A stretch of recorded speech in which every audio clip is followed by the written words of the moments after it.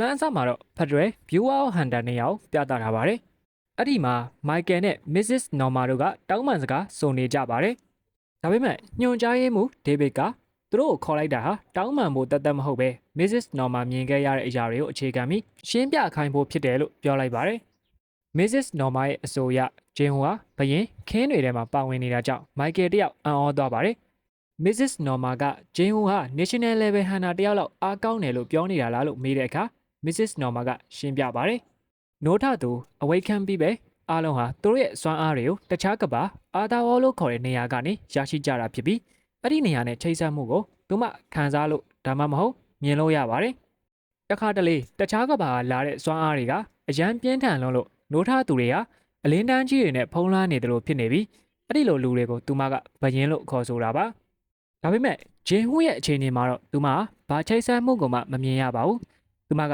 ဂျင်းဟူရဲ့မျက်လုံးတွေကိုကြည့်လိုက်တဲ့အခါကျွန်တော်တို့ရဲ့ဇက်လိုက်မင်းသားရဲ့အတွင်းထဲမှာရှိနေတဲ့အမောင်တို့ကသူမကိုပြန်ကြည့်နေတာကိုမြင်လိုက်ရပါတယ်။ဘာလို့လဲဆိုတော့ဂျင်းဟူကိုယ်တိုင်ကအမောင်တို့ရဲ့သင်္ကေတဖြစ်နေလို့ပါပဲ။ Mrs. Norma ကဂျင်းဟူကိုလူဆိုးလို့ပြောနေတာလားလို့မေးတဲ့အခါသူမကသူဟာလူကောင်းလားလူဆိုးလားဆိုတာကိုပြောနေတာမဟုတ်ပဲစွမ်းအားဘယ်ကလာတယ်ဆိုတာကိုပဲပြောနေတာလို့ဖြေပါတယ်။ဂျင်းဟူကသူ့ရဲ့စွမ်းအားကိုတခြားကဘာကနေငှားရမ်းသုံးစွဲနေတာမဟုတ်ပါဘူး။သူကသူ့ရဲ့ကိုယ်ပိုင်စွမ်းအားကိုသုံးနေတာဖြစ်ပါတယ်။ဒါကြောင့်အတိုင်းအတာကန့်သက်ချက် limitation ဆိုတဲ့စကားလုံးဟာဇက်လိုက်အတွက်အကျုံးမဝင်ပါဘူး။အတိတ်ပဲကတော့ဂျင်းဟူရဲ့စွမ်းအားမှာအကန့်အသတ်မရှိပါဘူး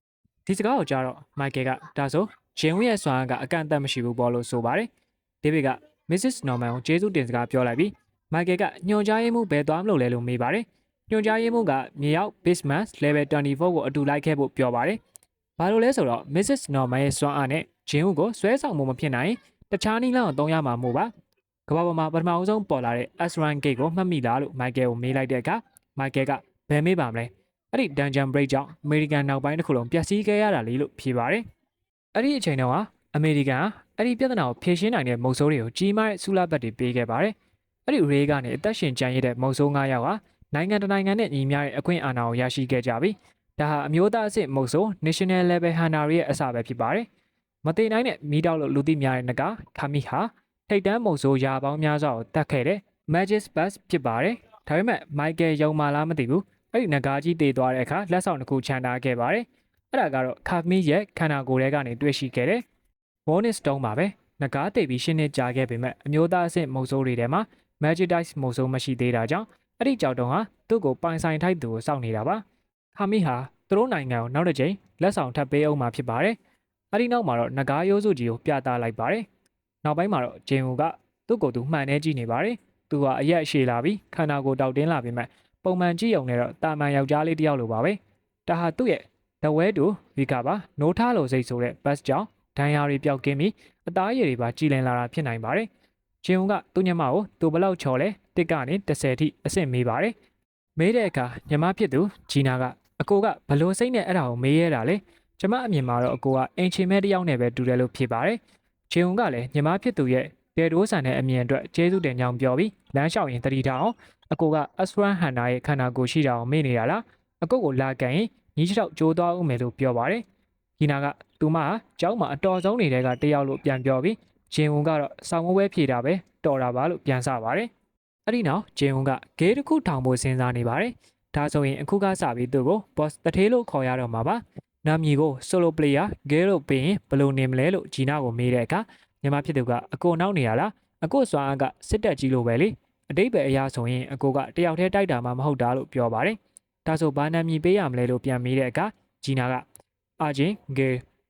င်ဂေးလို့ပေးဖို့ကြုံပြပါတယ်။အတိတ်ပဲကတော့ရှေးသို့ချီတက်ခြင်းဖြစ်ပြီးရှင်ဝရဲ့နာမည်ကိုပြောင်းပြန်လှန်ထားတာဖြစ်ပါတယ်။အဲဒီနောက်မှာတော့ချာဟဲအင်းရဲ့အိမ်ကိုပြပါတယ်။သူမအိယာထဲမှာအော်ဟစ်နေပါတယ်။ဘာလို့လဲဆိုတော့ဂျင်ဟူကိုသူမပြန်ပြောခဲ့တဲ့စကားတွေကိုသတိရသွားလို့ပါ။အခြေခံအားဖြင့်သူမဂျင်ဟူကိုကြိုက်တယ်လို့ပြောမိတယ်လို့ဖြစ်သွားခဲ့တာပါ။သူမကဂျင်ဟူကသူမကိုယူနေလေလို့ထင်သွားမလားဆိုပြီးစိုးရိမ်နေပါတယ်။ဒါပေမဲ့ဂျင်ဟူကသူမအသက်ကိုကယ်ခဲ့တာကြောင့်သူမအနေနဲ့ကြိုက်မိဖို့အကြောင်းပြချက်ရှိပါတယ်။ဒါပေမဲ့လည်းသူမကတော့ရှက်ကိုရှက်ကန်းဖြစ်နေတော့မှာပဲ။သူမဟာမင်းပြောင်ကူရဲ့ကုသမှုကြောင့်တက်ရှင်ခဲ့ရတာကိုသတိရသွားပြီးမင်းပြောင်ကူကဂျင်းဟူကိုသူ့ရဲ့ကိုယ်ပိုင်စွမ်းအားကိုသတိထားဖို့ပြောပေးလို့အရေးတကြီးမှာကြားခဲ့တာကိုပါသတိရသွားပါတယ်။သူမသတိမေးနေစဉ်မှာမင်းပြောင်ကူကိုမြင်ခဲ့ရတာကိုအခုမှပြန်မှတ်မိသွားတာပါ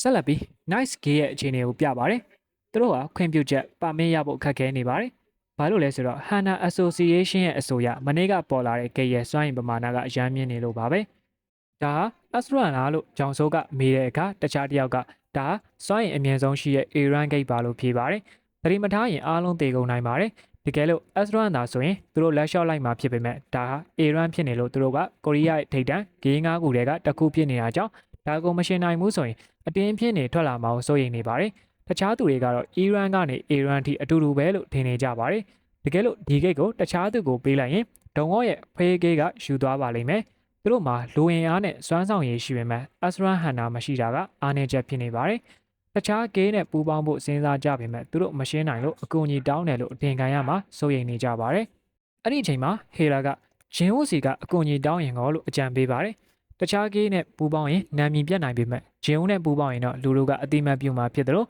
အားလုံးဘေးကင်းကင်းနဲ့ပြန်လာနိုင်ဖို့အခွင့်အလမ်းပိုများပါတယ်။ဂျင်းဝကလမ်းလေကောင်မှာပေါ်တဲ့ gate ကိုတယောက်တည်းရှင်းခဲ့တာကိုသူတို့သိထားပါတယ်။ကျောင်းစိုးကဂျင်းဝရဲ့ဖုန်းနံပါတ်ကိုရဖို့စ조사ပေမဲ့အဲ့ဒီလိုအရေးကြီးတဲ့ကိစ္စကိုဖုန်းနဲ့မပြောဘဲလူကိုယ်တိုင်တွားတွေ့ဖို့အဆုံးဖြတ်လိုက်ပါတယ်။ဂျင်းဝစီပြန်ရောက်လာတဲ့အခါမှာတော့သူကအာဂျင်ဂေးလို့နာမည်ပေးဖို့ဂျင်းဟိုကိုပြောပါတယ်။ဂျင်းဟိုကလည်းသဘောကျသွားပြီး solo player gay တဲ့အများကြီးတာတယ်လို့တွေးပါတယ်။အခုနာမည်ရပြီဆိုတော့တတိယမြောက်အဖွဲ့ဝင်ကိုရှာဖို့လိုလာပါပြီ။ဂျင်းဟိုကချာယန်အင်းရောဘယ်လိုလဲလို့မေးပါတယ်။ချာယန်က Astran လည်းဖြစ်တိုက်ခိုက်ရေးလဲတော်တယ်လို့လှလဲလာတာကြောင့်သူမထက်ကောင်းတဲ့သူမရှိဘူးလို့ဂျင်းဟိုကထင်နေပါတယ်။ဒါပေမဲ့ဂျင်းဟိုကငါရှာနေတာသူမဟုတ်ဘူးလို့ပြောပါတယ်။ဂျင်းဟိုရှာနေတာကဂေးရဲ့အလုပ်တွေမှာစိတ်မဝင်စားပဲယုံကြည်စိတ်ရှားရတဲ့မိုးဆိုးတစ်ယောက်ပါ။ဂျင်းဟိုစဉ်းစားနေတော့မှပဲတကားခောက်တန်ကြားလိုက်ရပါတယ်။ကျောင်းစိုးတို့ရောက်လာပြီးပြုံးပြုံးကြီးနဲ့အခြေအနေတွေကိုရှင်းပြပါတယ်။သူတို့သွားမယ်ဘူဆန်က Iran ဂိတ်ဟာအကြီးဆုံးတစ်ခုပါ။ဂျင်းဟိုကဘူဆန်မှာနေတဲ့ဂျိုးရီကိုတတိယသွားပါတယ်